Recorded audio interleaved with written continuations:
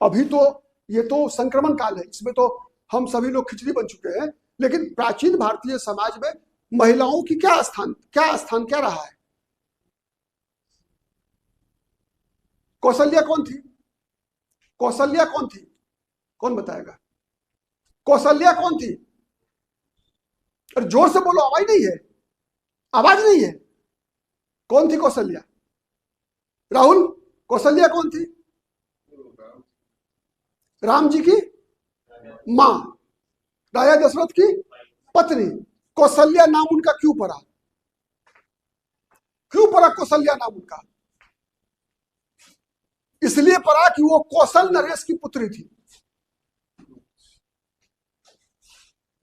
कौशल नरेश की पुत्री का नाम कौशल्या। गांधारी कौन थी? गांधार नरेश की पुत्री का नाम था गांधारी।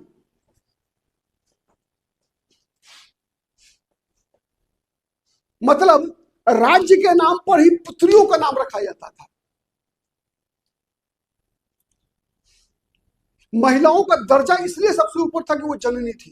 हमारे यहाँ एक चीज मालूम है, जो मांसाहारी लोग भी थे, जो लोग मांसाहारी भी थे, मैंने यहाँ प्राचीन काल से बहुत कुछ लोग थे जो मांसाहारी भी थे, वो भी बकरे का मांस खाया करते थे, बकरी का नहीं खाते थे। क्यों? क्यों बकरी का मांस नहीं खाते थे? बकरा को मारा जाता था, बकरी को नहीं मारा जाता था, क्योंकि बकरियां अबद्ध थी। क्यों? इसलिए कि वो फीमेल है, मतलब वो जन्म देने वाली है।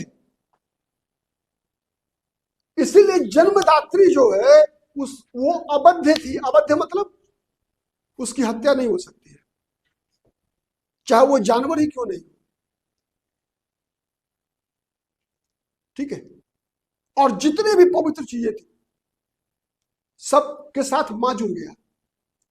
मां मतलब समर्पण, मां मतलब उसके लिए त्याग, मां मतलब उसके लिए मर जाना। मां को मारना नहीं था। और दूसरी तरफ विदेशी कल्चर में क्या था? मां मतलब मां थी नहीं, केवल एक महिला थी जो पुरुषों के उपभोग के लिए बनाई गई थी, जिनकी रचना ऊपर वाले ने केवल पुरुषों के मनोरंजन के लिए किया है। और मशीन के रूप में उसका इस्तेमाल किया गया है। केवल 4 शादियां कर सकते हैं, 5 शादियां कर सकते हैं। आप कहें कि राजा व रजवाड़े यहाँ हिंदू शासक भी किया करते थे शादियां, आपके मन में आ सकता है। दशरथ का भी आप उदाहरण दे सकते हैं। ठीक है, लेकिन वो शादियां नहीं हुआ करती थी। यस, वो पॉलिटिकल अलायंस हुआ करता था, उसे कह लीजिए आप। ठीक है? ऐसा नहीं था कि कैकेयी के लिए महाराजा दशरथ के मन में पाप था, भोग्या नहीं थी वो। कैकेयी भी भगवान राम के लिए उतनी ही पूज्य रही जितनी पूज्य कौशल्या थी। कौशल्या से कम दर्जा भगवान राम ने कैकेयी को कभी नहीं दिया। उसके बावजूद जब कैकेयी के कारण भगवान राम को वन भी 14 वर्ष का वनवास मिला, तब भी तो मां का दर्जा ये था। ठीक है? तो ये सब फैक्टर है।